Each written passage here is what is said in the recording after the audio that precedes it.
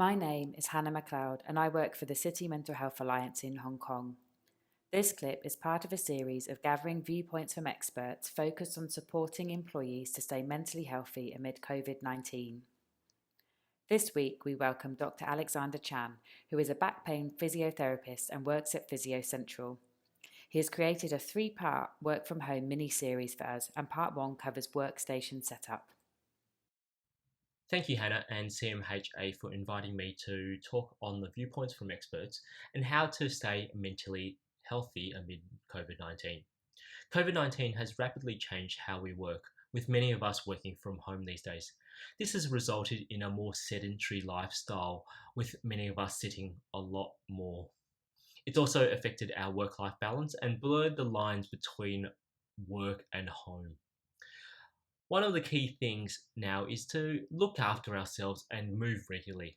This helps avoid any long-term impact of existing health conditions, but also helps us to mentally think clearly at work, but also around family and friends. It's important to exercise daily. Anything is actually better than nothing.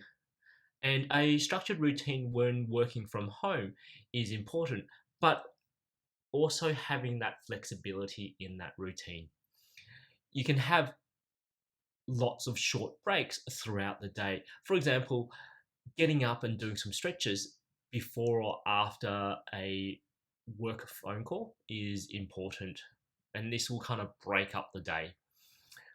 I'll present some of these tips on various stretches that you can do easily at home or even at your normal workplace in another video. But in this video, I'll talk about setting up your workstation from home. It's important to create a dedicated home office. This creates routine, gives structure to your day, which is actually very positive towards your mental health. So spend a little bit of time to set up your office properly rather than sitting on the couch, as you can see in this picture. Okay, so the optimal setup is to work from a desk or your kitchen bench or your kitchen table.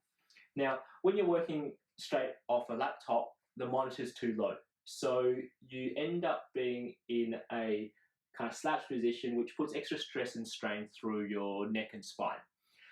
To correct that, you want to raise the monitor up to about eye height. So to do this, you need to improvise using books or boxes or whatever you have at home to raise it up so that your eye level is roughly about at that top quarter. And the distance should be about an arm's length away from your monitor. And then because the keyboard's too high, that puts extra stress through the shoulders, you need an external keyboard and mouse. So in this setup,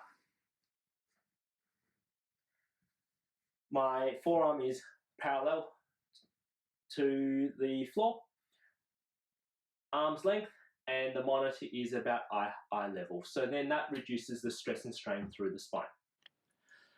For those who prefer to stand while they work, you can create your own standing desk. We've created a standing desk here, and as you can see, you need a lot of boxes and books. The principles remain the same as sitting, where you want your eye level to be at the top quarter of the monitor, arm's length away from the monitor, and the keyboard high enough so your forearm is fairly parallel, like so. Even with the standing desk, you want to move regularly.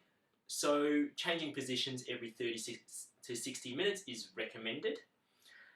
So sit back down or go for a walk or do some of the stretches that we will talk about in our next video. Instead of improvising and using books or boxes, there are actually various inexpensive devices that can help you set up your home workstation accordingly. Here's a photo of some devices on various stands, including a laptop stand, an iPad stand, or even a stand for your phone, so you don't need to put as much stress on your neck.